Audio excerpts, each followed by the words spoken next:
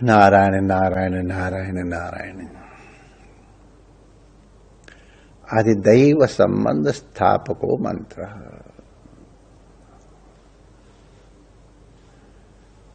जो अधिदैव से हमारा संबंध स्थापित कर दे। संबंध स्थापन माने हम जो कहना चाहें या जो करवाना चाहें ये उनको सूचित हो जाए। अब मोबाइल फोन वाले तो बड़े आराम से जान जाते हैं हम कहां बैठे और कहां पहुंच जाती है ध्वनि, और उसके परिणाम भी अलग अलग मिलते ही हम लोग जानते हैं। अरे मंगल ग्रह में यंत्र है और उसको हम यहां से कंट्रोल कर रहे हैं, कल्पना कर सकते हो। अगर केबल बिछाना पड़े यहां से वहां तक के लिए तो पता नहीं इतना मेटल भी निकलेगा कि नहीं निकलेगा पूरी सृष्टि में, हमको मालूम नहीं है। क्या पता, सृष्टि तो अनंत है। तो यहां से हम उसको इस तरह से प्रयोग कर रहे हैं कि वहां जिस तरह का परिणाम हमको चाहिए वो मिल जाए। हम चाहते हैं कि वो ऐसे करके खुल जाए, तो हमने किया तो ऐसे करके खुल गया। हम चाहते हैं कि उसमें से वो यान जो है बाहर निकल आए, यान बाहर आ गया। कल्याण के उपासना अंक में एक वकील साहब ने अपने स्मरण में लिखा था कि एक मंत्र की महिमा दिखाने के लिए अपने उन मंत्र से कहा, अपने मित्रों से जो उनके साथ थे, कि मैं तुमको देखो अभी मंत्र की महिमा दिखाता हूं और मैं अभी बोलूंगा, देखो कहीं ना कहीं से कोई व्यक्ति आके हमको रुपया देने के लिए खड़ा हो जाएगा।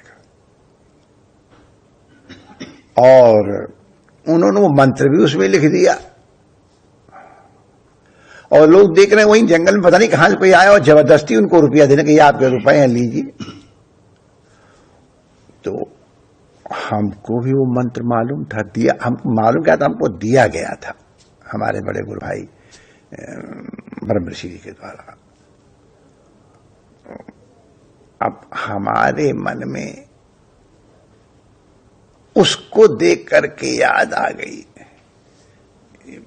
कि हमको एक बार इसकी परीक्षा करके देखनी चाहिए।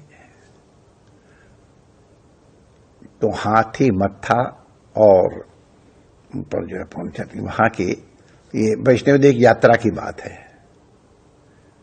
70s की बात है और अर्ली तो हम वैष्णवी देवी माता की यात्रा के लिए जा रहे, तो हमारे संग राजेंद्र राजी मुकामी और सुंदरदास जी, सुंदरदास खैर भी जीवित होते, वो प्रत्यक्ष भी देखे, इन्होंने तमाशा देखा। तो हम गए थे, तो हम पैदल चल रहे थे, तो एकांत में देख करके हमको वो जरा आज उस मंत्र की परीक्षा लूं, ध्यान रहे परीक्षा लूं या टेस्ट करूं, जो भी आप शब्द प्रयोग करें। मैंने उच्चारण किया। अभी महंत सुंदरदास जी का शरीर है, देवगांव के महंत, ये देखे कहां से एक आदमी आया और अब हमसे झगड़ने लगे, आपको रुपए लेने पड़ेंगे। हमने कहा हम तो लेंगे नहीं, हम यात्रा में नहीं। अरे अब उनको सुंदरदास जी को आश्चर्य, क्या हो रहा है महात्मा को, ये कुश्ती काहे लड़ रहे हो? वो कहते हम तो देंगे, वो कह रहे हम नहीं लेंगे। तो ये घटना घटी तो हमारे मन में बहुत पीड़ा हुई। अब ये पीड़ा हम आपको वाणी से बता नहीं सकते।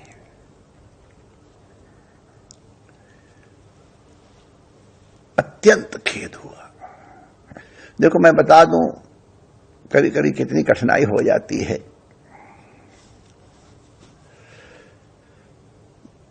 देखें, अगर किसी दिन ध्यान आया तो इस प्रकरण को फिर और डिटेल में हम लोग सुन लेंगे। दुर्वासा जी का चातुर्मास्य हुआ और पिताजी की तरफ से कुंती को उनकी देखरेख और सेवा के लिए लगाया गया था। तो कुंती माता ने बहुत सेवा की, तो अब महात्मा प्रसन्न हो गए। प्रसन्न हो गए तो उन्होंने कहा तुमको मैं एक ये मंत्र देता हूं, बड़ा दुर्लभ मंत्र। उनको भविष्य का महात्मा, तो सब भविष्य के जानकार होते हैं।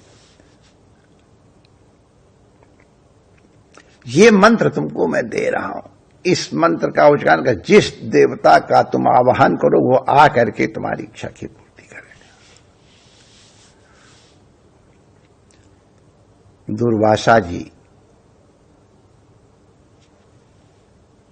मंत्र दे के आशीर्वाद दे के चले गए। अब भगवान की लीला ही कहो, कुंती जी को उस मंत्र क्या कहूं, टेस्ट करने का या परीक्षा करने का मन में आ गया, और उस मंत्र का उच्चारण उन्होंने सूर्य के आवाहन के रूप में कर लिया। सूर्य प्रकट हो गए। अब उन्होंने कहा कि तुमने हमारा आवाहन किया है, हमारा तुम स्वीकार करो। कुंती मैं कुंवारी हूं। तो वहां एक बड़ा एक प्रसंग आया है, उसमें एक चीज ध्यान आई है कि जिन्होंने तुमको मंत्र दिया है मैं उनको भी श्राप दे दूंगा। ये जब मैंने पढ़ा तो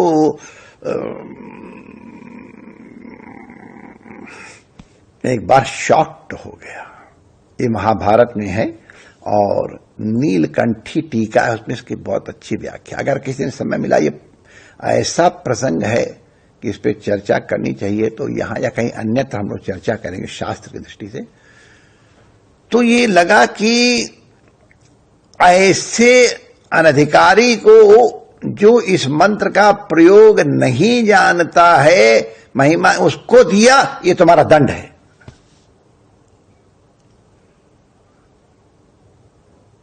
मंत्र जिसने दिया है वो भी जिम्मेवार है। अगर उस मंत्र का दुरुपयोग किया जाता है तो इसीलिए सब मंत्र सबको बताए नहीं जाते, ये मजबूरी है।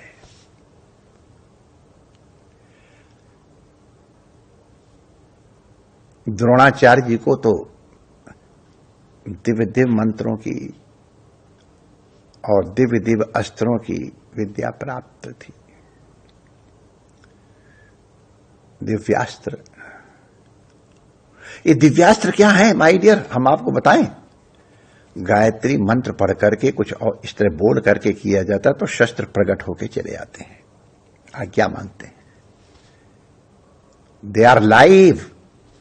मन से तुम सोच लो तुम्हारे पास वो चीज है कि हमको उसको देनी है तो उसको प्राप्त हो जाएगा। राम जी ने सीता जी को जब बताया था कि मैं इस समय हूं युग में शायद, तो उन्होंने कहा ठीक है। उस समय कोई चित्र दिखाया, उन्होंने कहा लो ये अस्त्र मैं उनको देता हूं, उनको प्राप्त हो। तो इसीलिए लवकुश जब उत्पन्न हुए हैं तो अस्त्रों ने आके उनसे प्रार्थना की है कि हम वाग्दत्त हैं, हम आपके पास आए हैं। वाल्मीकि रामायण में इसका बहुत अद्भुत वर्णन है और उत्तर रामचरित में भी वर्णन है। तो हम ये कह रहे थे कि ये बिच्छू के सांप, बिच्छू के विष को उतारने वाले मंत्र हमने देखे हैं, सांप को विष उतारने वाले हमने अपने घर में ही देखे हैं, अपने लोगों के पास भी, लेकिन सबको नहीं। सांप को भुलाने के मंत्र हैं। हमारे काशी में बाबा हैं, उनको तो खैर। तो हम प्रसंग में आ रहे हैं। अश्वत्थामा द्रोणाचार्य का पुत्र है और पुत्र के प्रति पिता का क्या प्रेम होता है ये तो जो पिता बना है वही जान सकता, दूसरा नहीं जान सकता है।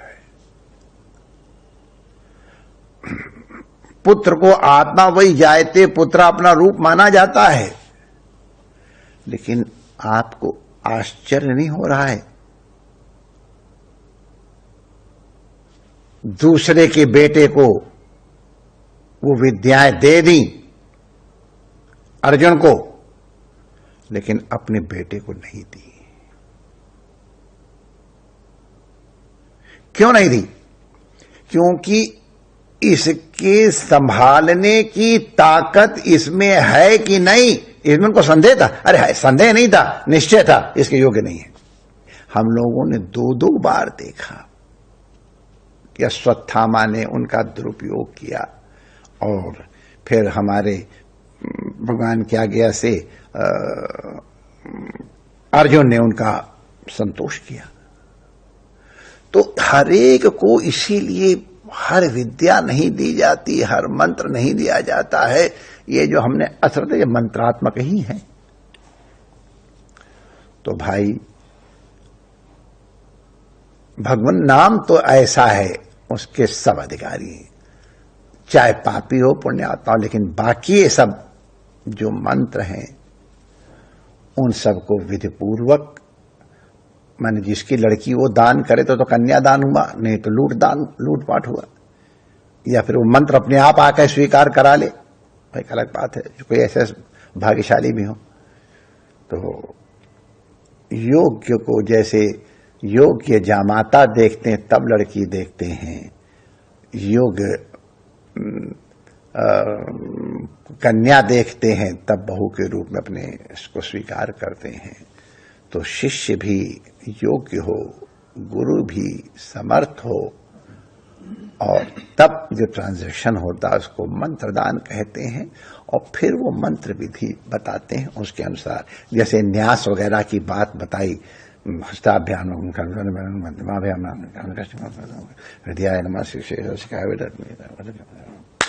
ये सबको ये मंत्र के पूर्व इनकी उसको इंपावर करने के लिए किया जाता है।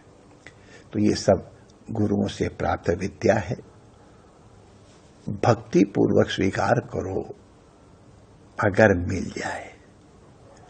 कैसे मिल जाए? उसके अधिकारी बनो। अधिकारी बनोगे तो विद्या अपने आप प्राप्त होगी। परमात्मा की प्राप्ति की विद्या भी यही विद्या है। परमात्मा सबका मंगल करे। जय श्री कृष्ण।